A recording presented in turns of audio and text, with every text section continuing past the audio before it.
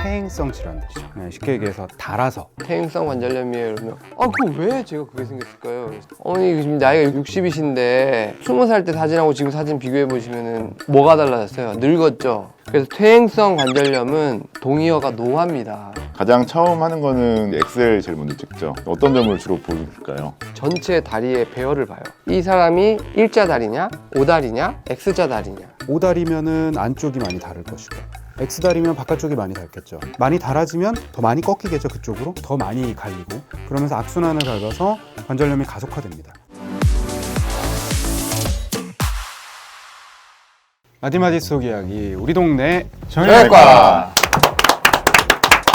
오늘은 진짜 마디 이야기, 가장 흔한 병인 무릎의 퇴행성 관절염 한번 이야기를 해보려고 하는데요. 퇴행성 관절염은 전 국민이 알고 있는 단어니까 할 얘기는 많을 것 같은데요. 그러니까 정형외과에 내원하시는 분들이 크게 외상과 질환 이 두 가지 분위로 나뉘잖아요. 근데 가장 큰 범위, 가장 큰 비중을 차지하고 있는 분들이 퇴행성 질환들이죠. 쉽게 얘기해서 달아서. 퇴행성 관절염이에요 그러면 그럼 왜 제가 그게 생겼을까요? 그래서 어머니 지금 나이가 60이신데 그러면 20살 때 사진하고 지금 사진 비교해 보시면은 뭐가 달라졌어요? 늙었죠? 그래서 퇴행성 관절염은 동의어가 노화입니다. 노화기 때문에 이게 제일 많을 수밖에 없죠. 우리가 매일마다 이제 거울을 보잖아요. 옛날에는 이렇게 주름도 없었는데 주름도 생기고, 근데 관절에다 거울을 들여다보는 사람은 없으니까. 근데 일주일 전부터 아팠다. 그렇게 얘기하거든요. 그때 처음 거울을 본 거지 이렇게.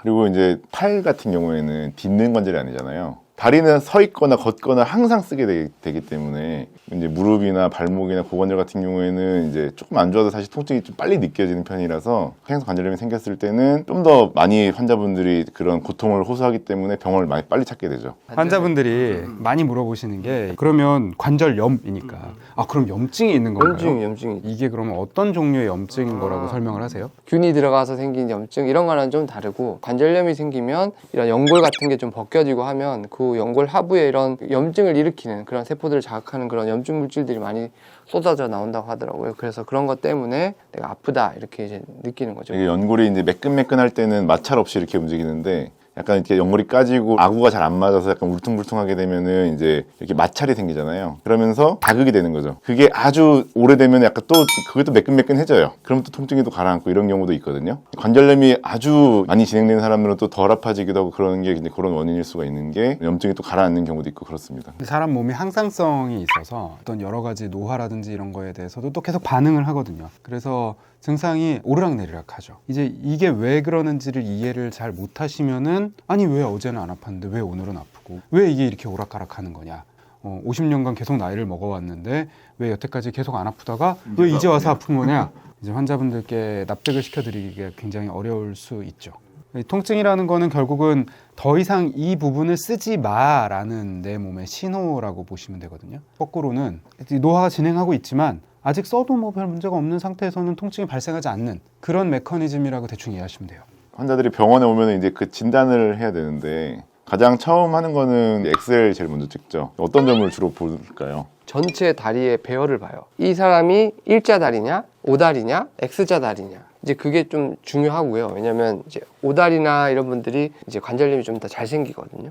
그런 다리의 어떤 배열도 보고, 그다음에 이제 관절 사이의 간격을 보겠죠. 무릎뼈 관절 사이의 간격이 얼만큼 정상에 비해 좁아졌느냐. 이런 걸 가지고 우리가 이 병기를 나누거든요. 1기, 2기, 3기, 4기 이렇게. 1기는 뭐 X에서는 거의 정상인 거고, 2기 같은 경우는 약간 좁아진, 3기는 좀 저명하게 좁아지면서 뼈가 이렇게 자라나는, 4기는 이제 관절 공간이 완전히 맞닿아서 아예 연골이 거의 없어서 양쪽에 뼈가 거의 붙어있는 상태를 4기. 이 병기가 어떤지에 따라서 더하기 환자분의 증상이 어떻게 심하고 어디 부위를 아픈지를 보고 어떻게 치료를 하는 게 좋을지를 결정을 합니다.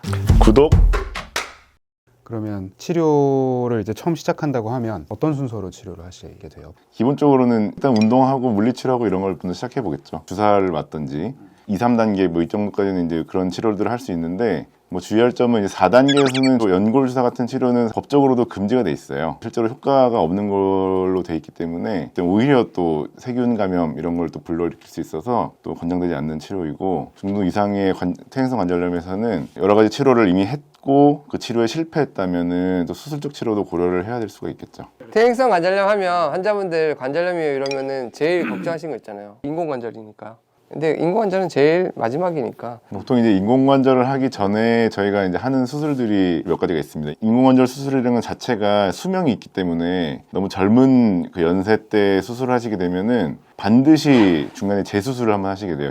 그 인공관절 하시게 되는 연세가 한 60세에서 70대이실 텐데 그 이후에 재수술 하시게 되면은 초고령이 되셨을 때 재수술을 하시게 되는 거기 때문에 그 수술의 시기를 최대한 늦추는 게 또는 이제 아주 운이 좋으면 안 하게 되는 걸 목적으로 하는 그 중간 징검다리 수술들이 있습니다. 가장 간단하게 하는 내시경 수술로는 이제 무릎에 있는 지저분하게 찢어진 연골판이라든지 연골들을 정리하고 그 벗겨진 연골들을 재생할 수 있게 하는 연골 재생술. 아주 전통적인 수술로는 연골이 결핍된 부위에 구멍만 뚫어서 연골을 재생하는 그런 미세골절술이라는 수술도 있긴 합니다. 이제 아까 봉 원장이 잠깐 얘기했었던 무릎이 O다리거나 X다리인 경우에 어느 한쪽 관절을 좀 더 많이 쓰게 돼서 관절염이 빨리 온다고 얘기를 했었잖아요. 무릎 관절은 이렇게 맞닿아 있다고 생각하시면 돼요. 무릎이 완전히 일자다리라면 안쪽과 바깥쪽이 다 균일하게 달아지겠죠. 그런데 이게 O다리거나 X다리거나 하면 O다리면은 안쪽이 많이 다를 것이고 X다리면 바깥쪽이 많이 닳겠죠. 그러면 많이 달아지면 더 많이 꺾이겠죠. 그쪽으로 더 많이 갈리고 그러면서 악순환을 밟아서 관절염이 가속화됩니다. 해서 이 관절염의 가속을 끊어주고 이 균형을 맞춰서 멀쩡한 관절 쪽으로 무게를 좀 분산시켜가지고 관절의 수명을 좀 늘려주는 방법이 고위경골절골술이라고 하는 수술이에요. 말이 어려운데 정강이뼈 위쪽을 잘라서 뼈를 기울여주는 거죠. O다리면은 꺾어서 반대쪽으로 기울여주고. 그거 네. 키 늘리는 수술 그런 것처럼. 네, 비슷해요. X다리면 꺾어서 반대쪽으로 기울여주고. 이렇게 고위경골절골술을 해서 무릎을 좀 길게 쓸 수 있게 만드는 거죠. 좋아요. 사람들이 수술은 안 좋은 거 늘 얘기하잖아요. 사람들이 이렇게 통증이 있을 때 이거를 조금 완화하는 방법 같은 건 없을까요? 누구나 다 알고 있는 상식선의 약물 치료라든지 아니면 뭐 주사 치료 같은 것들 이런 것들이 많은데 일시적인 효과들이 이제 대부분이죠. 그래서 우리가 얘기하는 치료는 통증 치료. 그렇죠. 그리고 수술도 통증을 위해서 하는 거죠. 아프니까. 치료라는 게 관절염의 치료는 사실은 없어요. 있을 수가 없죠. 이게 노화니까. 노화를 멈출 방법은 없잖아요.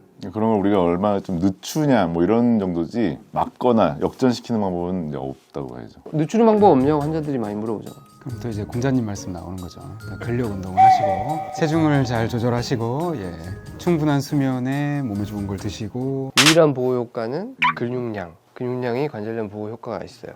수술은 되도록이면은 안 하는 게 좋다고 말씀하시는 거예요? 수술은 이제 꼭 필요하면은 하는 게 좋고요. 무조건 수술을 미루다가 점점 더 큰 수술을 추후에 하게 되는 경우가 있어요. 꼭 필요한 상황에서 꼭 필요한 시점에서 받아야 될 수술을 놓치면 시기를 놓쳐버리는 상황이 생기는 경우가 있습니다. 분명히. 예를 들면 저 같은 경우에는 그 아까 제가 얘기했던 고위경골절골술을 언젠가는 받아야 된다고 생각하고 있어요. 제가 오다리가 있거든요. 그리고 저희 가족력에 무릎관절염이 쭉 있기 때문에 무릎관절염 증상이 생기기 시작하는 것 같으면 아마 해야 되지 않나? 라고 생각하고 있죠. 그런 식으로 적당한 시점에 수술을 받는 게 중요하죠. 좋아요. 무릎에 통증이 있을 때 빠르게 병원을 내원해서 적기에 치료를 받으면 퇴행성 관절염이 심해져서 무서운 인공관절을 받는 것을 피하는 경우도 있습니다. 그래서 통증이 있을 때 주저하지 마시고 가까운 병원에 내원해서 진단을 받는 것이 중요하다고 생각합니다.